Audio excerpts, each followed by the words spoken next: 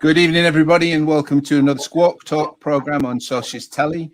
Again, this week we have a Unite focus because the big thing happening at the moment in the Labour movement is the Unite General Secretary election, where there are 4 candidates competing for nominations and then for votes in that contest to be the next person who's going to lead Unite. And they all come into it with very different philosophy. Well, there is a stark contrast, let's say, in the philosophies, but actually there's 3 of them who are singing some version of the same song from the same hymn sheet, and one who is taking a very different approach. So we have on the one hand Howard Beckett, who is involved in all of the main strands of the union's activities and the political level, the legal level, and of course the industrial level. And the other 3 candidates are largely preaching a disengagement from party politics, from Westminster politics, certainly,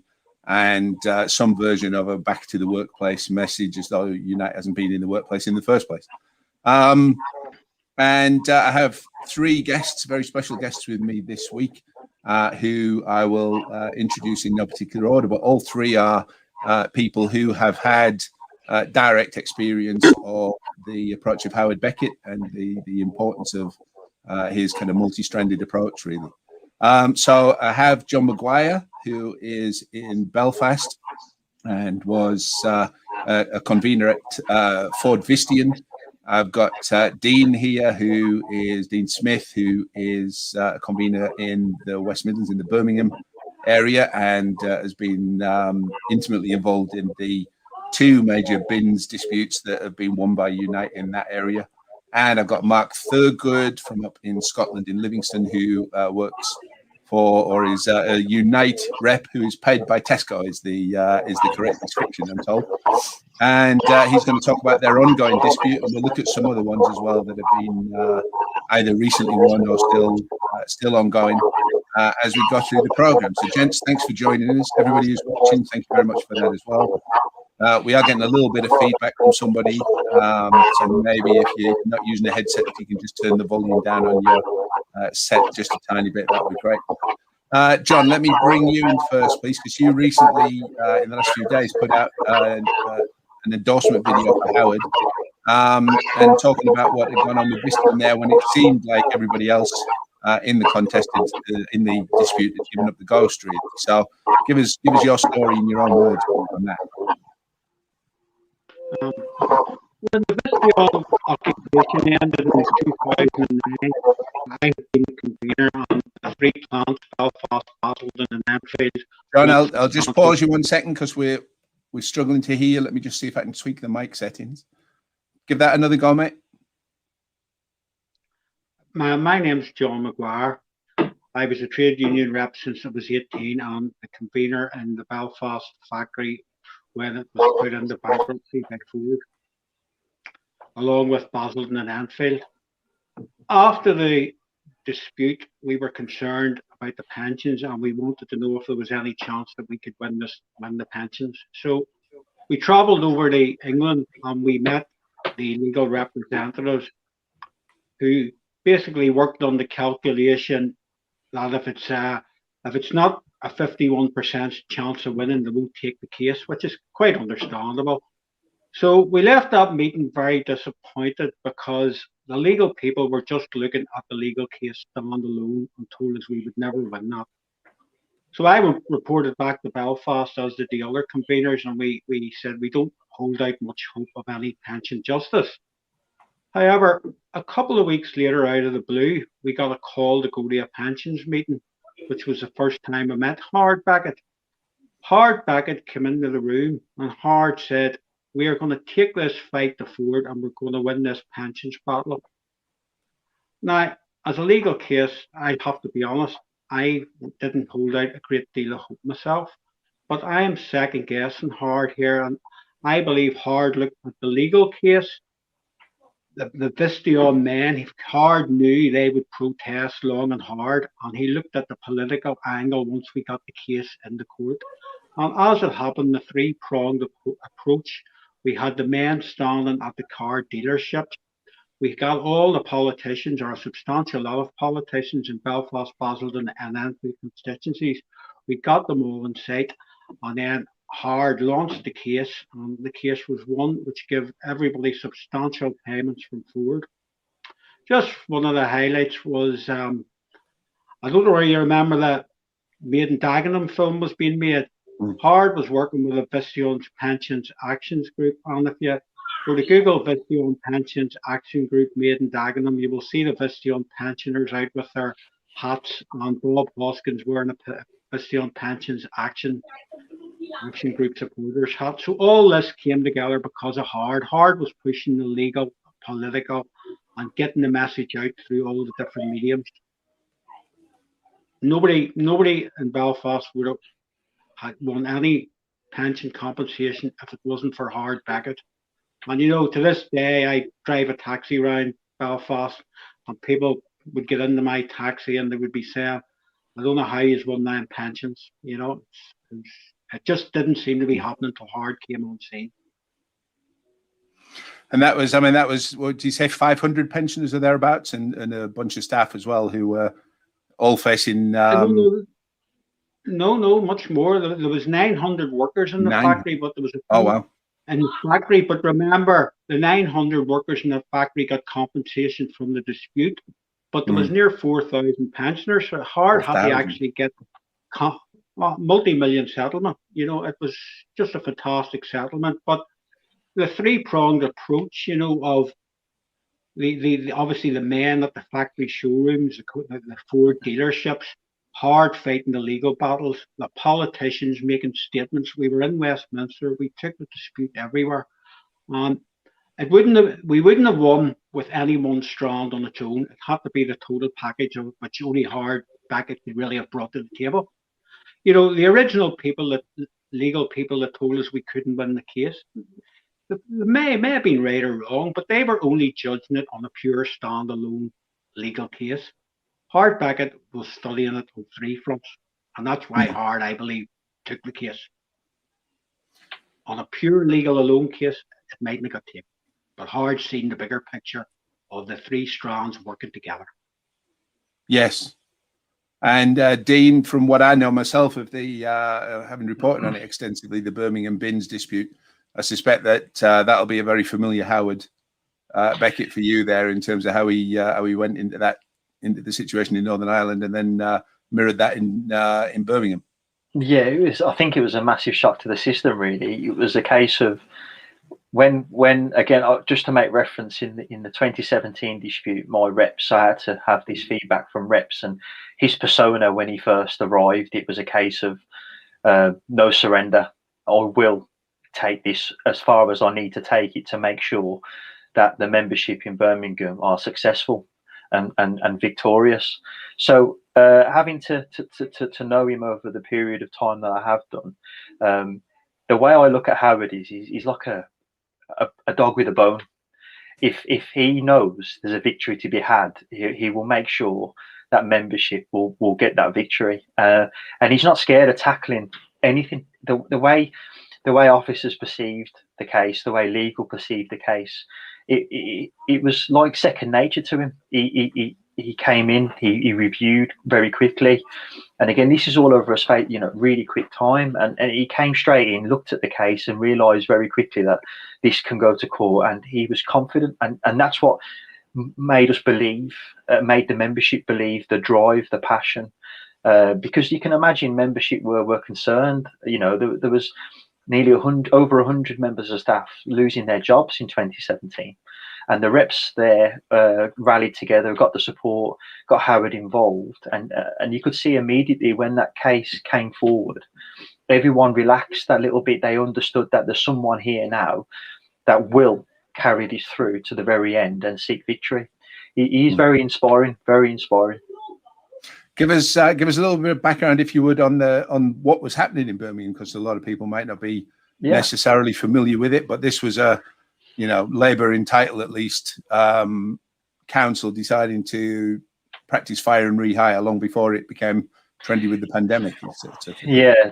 So 2017, the reps quickly found out that Birmingham City Council decided to withdraw the safety critical role element, which is the grade 3. So they're the loaders at the back with the extra responsibility of the safety. They also look after the driver's eyes and ears at the back of the wagon, as well as the grade 2, the other loader that assists. So this all came about over some saving. I think it was £600,000 that council wanted to save, a Labour-run council. And they decided to remove with a redundancy notice through a section 188 that was issued to just remove these individuals. Now, these individuals, some of them, and this is quite ironic, some of them were given that job weeks, if not months, prior to that redundancy notice being given. So it was high, very high tensions at the time. And again, this was all over a £600,000 saving. So when obviously all this came out, when Howard got involved, it was a case of we're not moving, and that was the fundamentals of making Labour understand that you don't attack your own. This is working class people that do a bloody good job for the citizens of Birmingham. They are well respected, and they just wanted to keep not change terms and conditions, but they actually wanted to remove them from their post. So it is fire and rehire at the early stages, and this was practiced in 2017. So going forward, after that industrial action was completed, we had to call on Howard again in 2019 because there was a blacklisting claim. Now, blacklisting, this was started to be popular now. And again, Howard, with his experience of blacklisting claims, he brought his experience in, his legal experience, as well as that fight mentality, that win mentality. And again, we had to take Labour Council to court. And again, Howard, Unite, and my membership were victorious. And that was, I mean, some of the lowest paid workers in the council employs, as I understand it as well. And these were the folk that were being targeted by the council for, pay cuts and big impacts on their terms and conditions, wouldn't it? Yeah, the average pay of a loader, and again, I use averages because it's just easier, was less than £20,000 a year. And the people making these changes were on £180,000 a year, plus a further £180,000 a year in expenses. So again, we look at the top heavy and we think, well, why is it acceptable to again go for a working class, low paid worker when they bring the workload and makes the city council prominent for the residents of Birmingham? It's a service that is provided. And even to this very day, all my members are proud of the job that they do.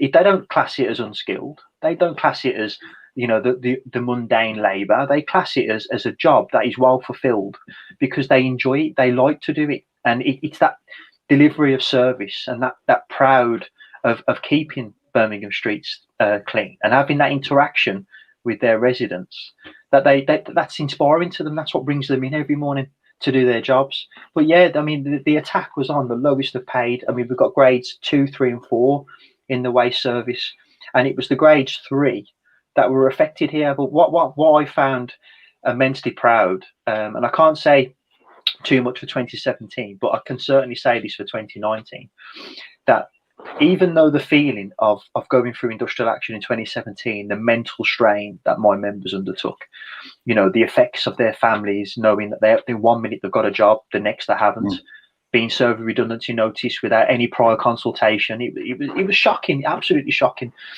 And they brought that mentality back in 2019. That could be difficult. If some businesses, some membership might just go, well, I can't deal with another fight.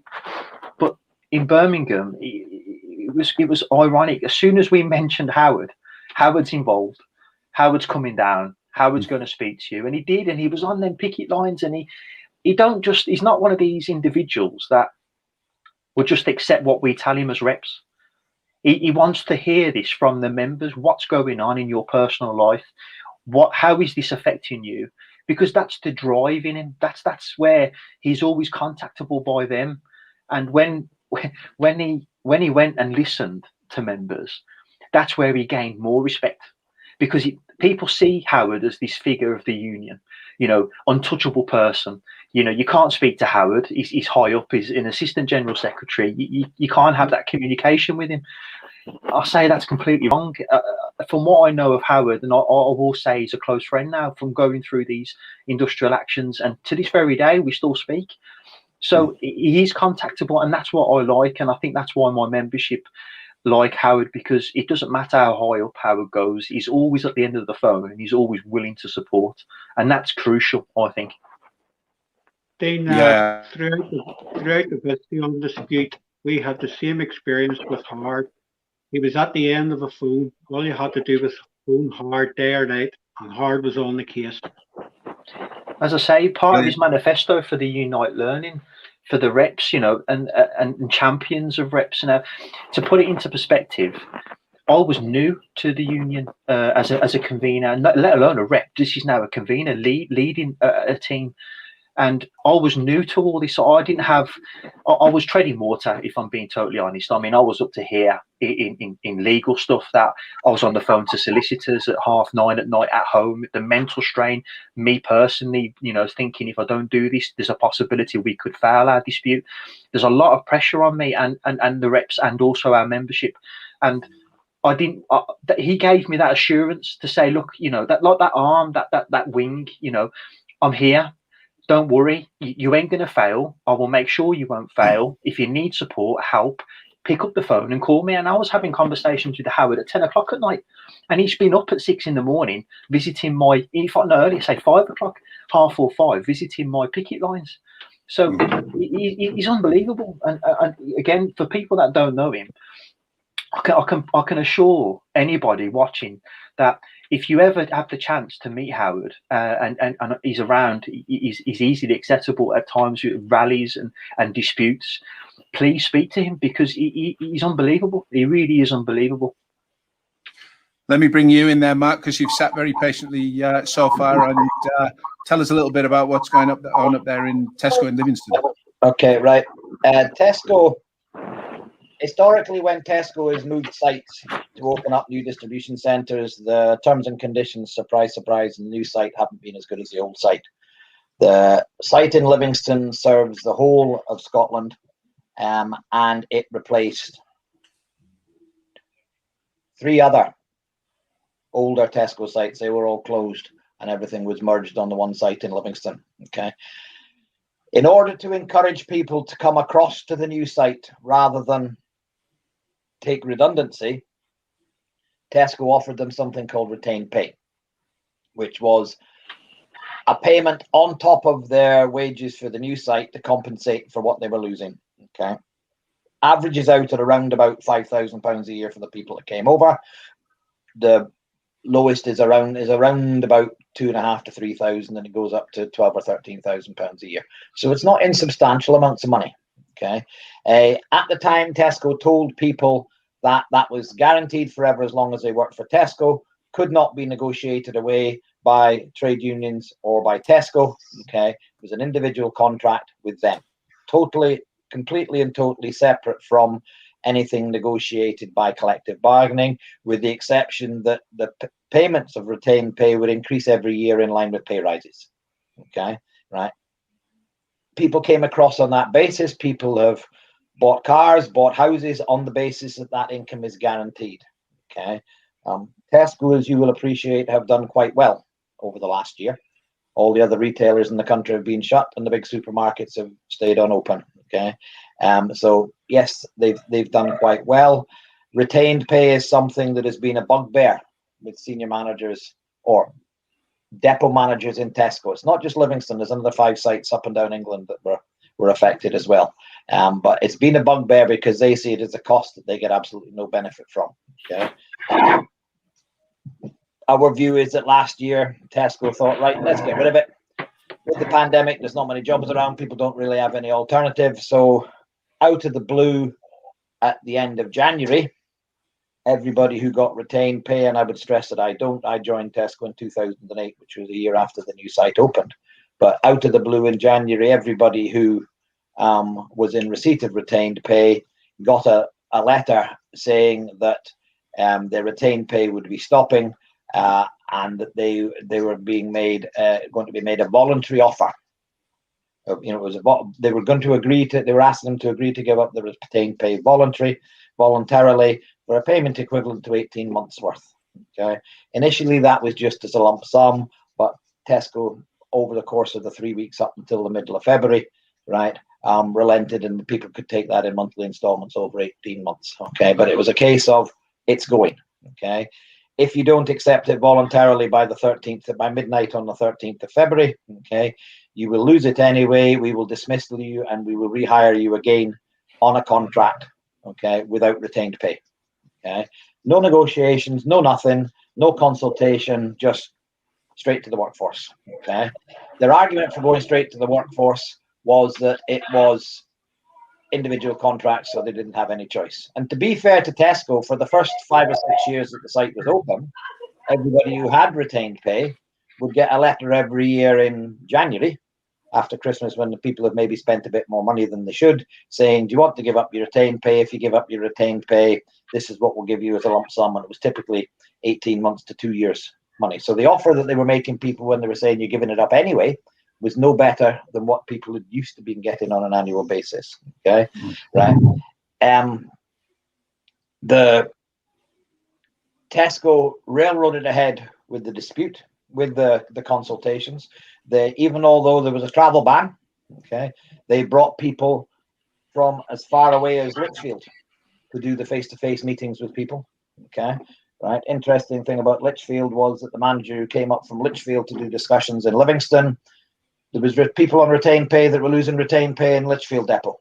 Okay, why didn't he stay down there and, you know, help his own people through the change process, as he put it?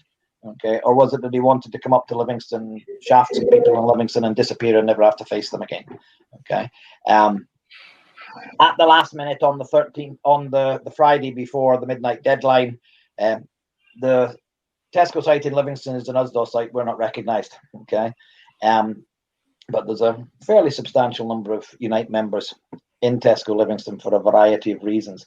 USDO went to the Court of Session in Glasgow and obtained an interim interdict, which is the equivalent of a temporary injunction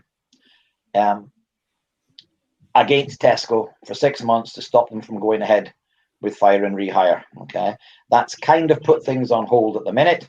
Okay, Tesco still pushed that if people wanted to give it up voluntarily, they could, right? And I think out of the 300 or so people involved in affected in Livingston, 50 or 60, I think, I don't know the exact numbers, but I think 50 or 60 people accepted it. Okay, right, but there's still a substantial number of people where they still have retained pay, but the threat is there that if this court action goes the wrong way, they will lose it. Okay, it's got what Dean and John have said about how we're looking at things from the three strands of legal, political, and industrial. Okay, they're all relevant. Okay, at the end of the day, fire and rehire is something that the law allows employers to do it. Completely and totally immoral. Okay, everybody, including various Conservative ministers, right up to Mr. Johnson himself, have said that it's wrong and it shouldn't be used. Okay, but they're doing nothing about it. Okay, right. The big issue with they're trying to deal with things through the courts only is that all a judge in the court can do is make a decision as to whether or not the law allows somebody to do something. Okay, doesn't matter what they think about whether it's morally right or wrong. If the law says somebody can do it, the ruling will, at the end of the day, have to go in favor of the employer being allowed to do it. Okay, and that's the thing about fire and rehire that's so terrible. The law allows people to do it. Okay, allows employers to do it. Politically, right? Howard and the rest of the team in the political arm at Unite, okay, did a fantastic job for us in January and February. Okay, getting all the politicians in Scotland on side. Okay, right. So everybody, including Conservatives in the Scottish Parliament, were condemning Tesco's actions, okay, as being, you know, immoral, right? Then there's the industrial side as well. Okay, at the end of the day, this will come down to an industrial dispute. I don't believe getting rid of fire and rehire will happen because the politicians want to do it. I believe that politically, particularly with the government that we've got at the minute, it will be a decision where the government are forced to do it. Okay, Tesco Livingston can't do it on their own. Even if all the distribution workers in Tesco from both unions got together, okay, and decided they were going to take on Tesco, could we get the law changed on fire and rehire? No, we couldn't. Okay, but all the supermarkets together telling the government, unless something is done to get rid of fire and rehire by, the end of December, May Day next year, okay, a specific date, the distribution chain for supermarket shuts down and the country goes hungry. Okay, there's absolutely no way that politicians are going to stand for that. Okay, and that's the type of influence that workers need to realize that they have if they get organized, right, and stand together. Okay, and that's the key thing. You have to believe that you can do it. Okay, you can't do it on your own. You need to do it together. You need leadership, and you need leadership that can link in with the political and the legal stuff as well, rather than just focusing purely and simply on the industrial. So that's where we are. It's ongoing. Usdo, the other union involved at Tesco, are currently up in the High Court in England to get a judgment on what's happening in England. We'll see how that goes. Okay, but I'm not optimistic because ultimately the law says that an employer can do it. Okay, and that the only thing that will deal with this is dealing with it industrially. Okay, but it's industrial. It's an industrial solution. Okay, with the backing of the legal and the political stuff to go behind it to bring the pressure to bear on the employer. Yes, I mean ultimately, if you want to change in the law that's going to make it illegal to do this, then that's going to be achieved. I mean, one on the front line in the and with pickets and strikes and so on, but with a lot of political pressure going on at the same time.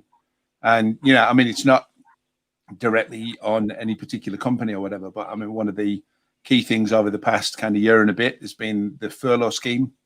And I know from personal information that Howard was heavily involved in twisting the government's arm because Rishi Sunak wanted to put more money into corporate bank accounts because that's what the Tories do. But Howard and some other folk from the different unions put a lot of pressure on to create this furlough scheme, and now the Tories are trying to claim the credit for it, but they had to be dragged kicking and screaming into that, into making that arrangement to keep working people's body and soul together during a national crisis.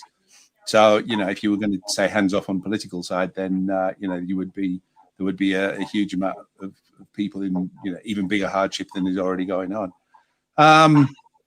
Guys, John and Dean, how much of what Mark was just talking about looks familiar to you from your own experience? Yeah, it's very familiar in that, of course, the industrial action by the workforce will always be center stage, but the pressure that the legal action can bring to bear and pull politicians into it. Some politicians that mightn't want to come into it, but if their constituents are on strike, you have leverage to pull them in and get the whole package together. In the Vistey on dispute, no one strand would have won on its own. And I can't understand when people say Unite should be less political. Unite has to be political. I mean, life is about politics. Everything revolves around it. So I just don't understand that way of thinking. I mean, just a point I'd like to make. If we look at the three of us here, we're all in unions and we're protected to an extent by our unions, very much so. Since I started driving a taxi, I have to be honest, I couldn't believe the working conditions people go through that aren't in unions. I was taxiing people that were working for hotels 16 hours, 16 hours shifts. And if they didn't do it, would get sacked.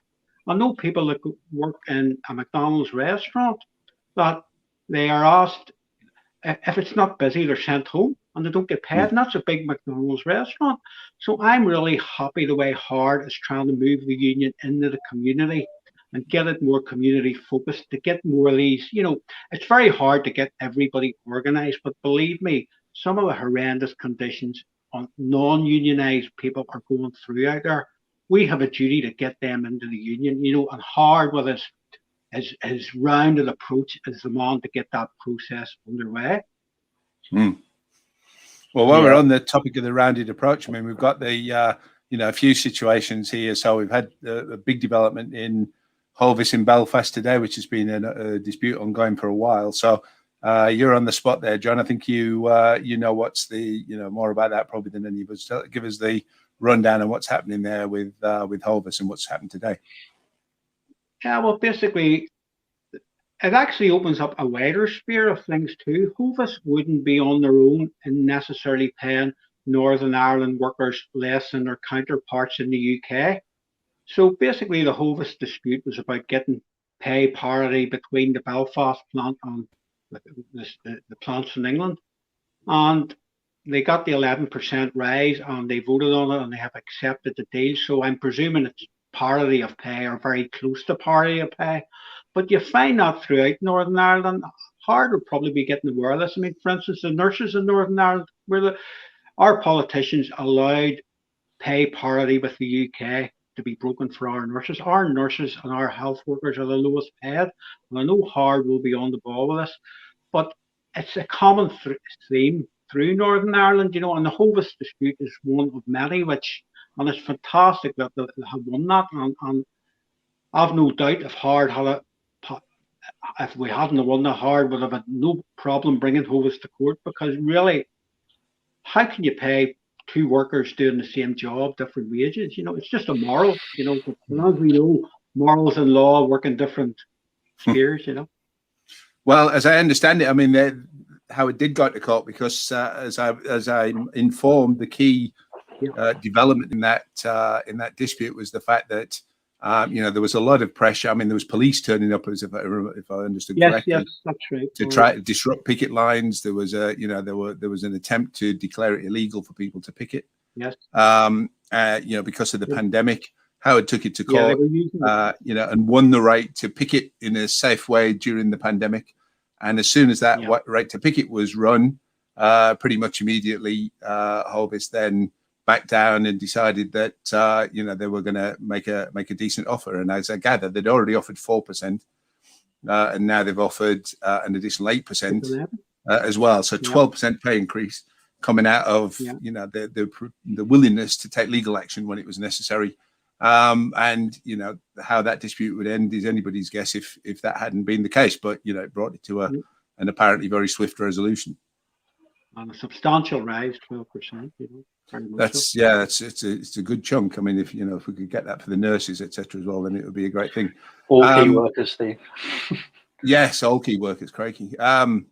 So, Dean, you've been down in Thurrock, I gather, as well, and they've been facing a similar situation to what you guys had up in Birmingham. Yeah. So can you give us a bit of information what's happened down in there in Thurrock?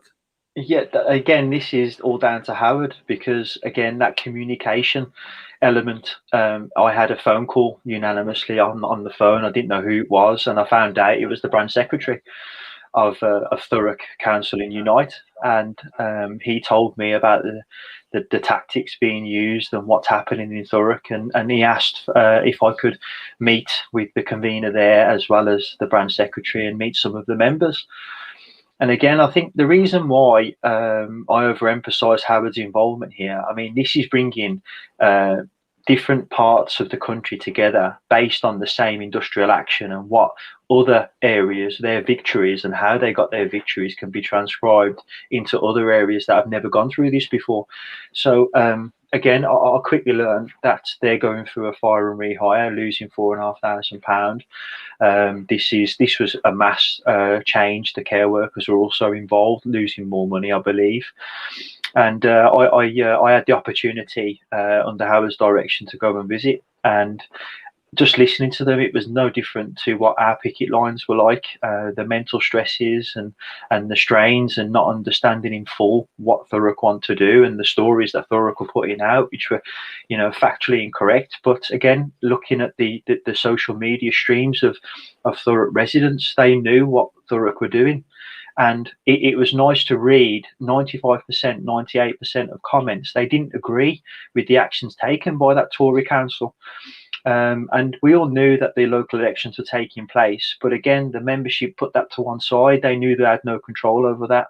But ultimately, they knew they were going to stay on that picket line until such time they win. And it was fantastic to hear from the convener there on Friday, and also the branch secretary, where they came out and said that they haven't lost nothing. Their terms and conditions remains, and that's due to their action that they took. And it's good to know that, sometimes morale gets low on a picket line, and when Howard went down there and he boosted their morale and told them that the support's there, Unite's there, other unions are present to support And again, when I went down to visit, and it was no different, Steve, to what we had in Birmingham. It was just that morale boost, really, just explaining to them that, you know, when you're looking at the possibility of facing a long industrial action, when you have the togetherness on that picket, then you know that you're not gonna lose, and that was brilliant to hear from their reps. I said to them, trust in your reps, trust in your union, and they have, and now they're victorious, and I can understand and appreciate their relation to that victory, because you know their lives were at risk, their families were at risk, you know, people's mortgages were at risk. You know, the simplest of things, the life pleasures of going to work and having to lose £4,500 to £5,000 and more, depending on what job that they did. That's a family holiday, you know, and a bit of R&R with all their work that they've done in the year. It's a lower, you know, you could bring down your class because you're not bringing that much money into the household anymore. So you're going to have to suffer, you know, your bills then come into question. And all this was discussed on that picket line. And it was brilliant to hear on Friday of last week that the agreement in principle had been agreed. But yeah, this is again Howard, though, and I'm going back to Howard again, because if it weren't for Howard, then the branch secretary would not have got my details. He put us in contact to give them that strategic strategy of how to win, what we did, and how that could be working in Thurrock, and it worked because obviously they won. Yes, Mark, I saw you waving a finger there, so let's bring you in and see what you had to say. Yes, the big concern for us at Tesco isn't so much about retained pay, although it is a serious issue for the people that are affected. Okay, the workforce in Livingston is around about 1,600. Okay, there's only 286 people who are affected by the retained pay. Okay, but like most employers, Tesco has over the years brought out new contract. You know, the existing workers keep their existing contracts on legacy terms, and new contracts are poorer. Okay, right. My contract, I'm on about £2 an hour now more than the lowest contract in Tesco for someone doing a similar job to me. Okay, right, that's £4,000 a year. Tesco get away with fire and rehire on retained pay. What's coming next? You know, shift premiums, weekend allowances, etc., pension contributions, all the other bits and pieces. Okay, and that's the message that needs to get driven home, and that's the message that we drove home right through the first couple of months of the year. Okay, this might just be retained pay, okay, but it will affect you as well. You know, retained pay at Tesco in Livingston has been probably the most divisive issue in the workforce ever since it started. People who didn't get it felt it was wrong that other people should. Okay, so there was some sympathy with Tesco from a number of people who didn't get retained pay back at the start. But as soon as you start saying something to someone, hang on a second, okay, they get away with this, what's next? Okay. Is it going to be the shift premiums? Is it going to be the weekend allowances? Divide and conquer. You know, employers aren't stupid. They look at it and say, right, that's where we want to be. Okay, if an employer is happy paying me a certain amount of money, when someone comes in to when they're employing somebody new to do a similar job to what I'm doing, surely they'll pay them the same amount of money. If they're bringing them in on a new contract that's a couple of pounds an hour less, that would suggest to me that that's where they would ideally like everybody to be. Okay, so it's a threat to me. It's a threat to everybody. And what fire and rehire means is that nobody's contract is safe. You know, every working person in the UK, the only thing that they can guarantee is the money that went into the bank the last time they were paid. Okay, and hopefully the money for the shifts that they've worked since. And everything in the future, what fire and rehire allows an employer to do is say that we can tear that up anytime that we like. Okay, and do whatever we want, and you don't have any choice. Well, you do have a choice. You either go along with it and accept it, or you go out and find another job.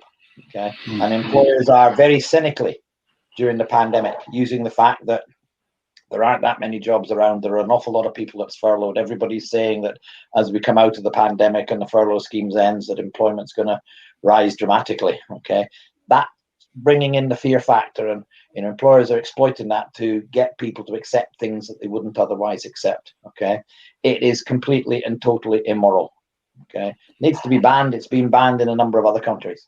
Okay, but it needs to be banned in the UK as well. yes, there'll be an industrial element in that, but you need the political and you need the legal as well. And Howard's got the contacts, and that's what he's good at doing, is bringing everybody together, using the talents of the various people that he works with, who are maybe stronger in one sector or stronger in another, and bringing everything together to give us a complete package. Brilliant. I think that's that's a big kind of demonstration. Really. I mean, it's there, as Mark mentioned. I think the threat of action that would actually stop food from getting distributed, seriously inconvenience people, puts pressure on governments, puts pressure on companies, and you've got to exploit that in every way that you can to get the best out for the members, for the working people. John, I think you were waving a hand there before. Were you trying to come in with a point?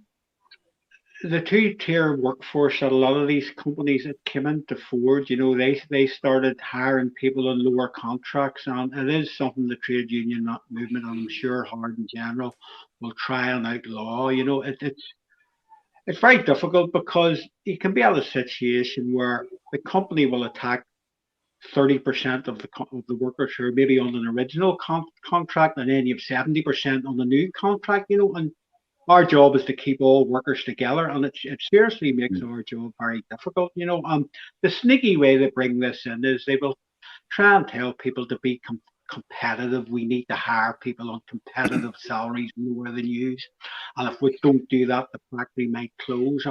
But in fairness, now in our Vistyon dispute, there was 2 contracts, but everybody, because they attacked everybody, it was easier to keep everybody together.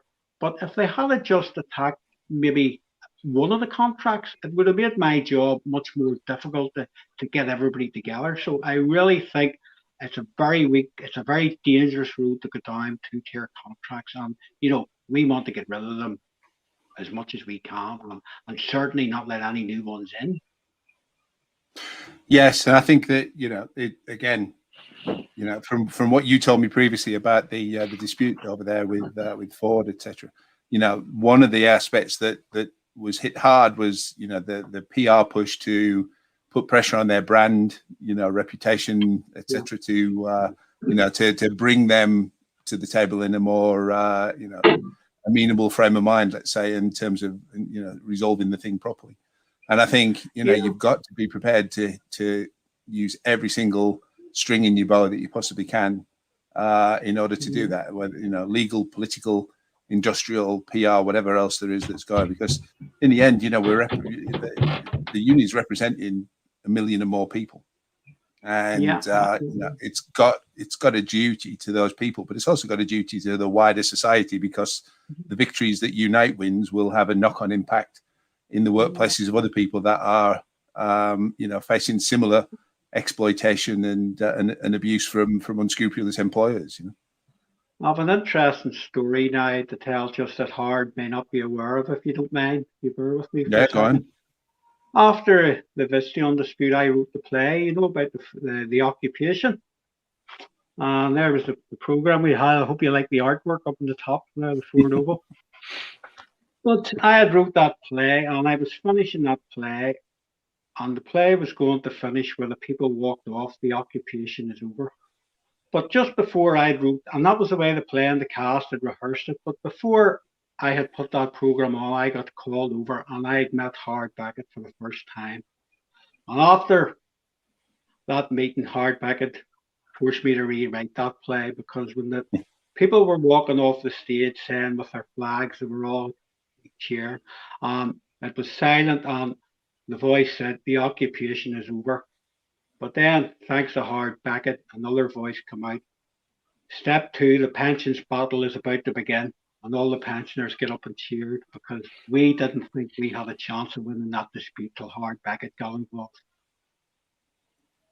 That's it. I mean, I think we're coming towards the end of the program, but I want to just round up again what I've seen of Howard involved in various industrial disputes from the point of view of writing the Skwawk books and covering a lot of this stuff for working people.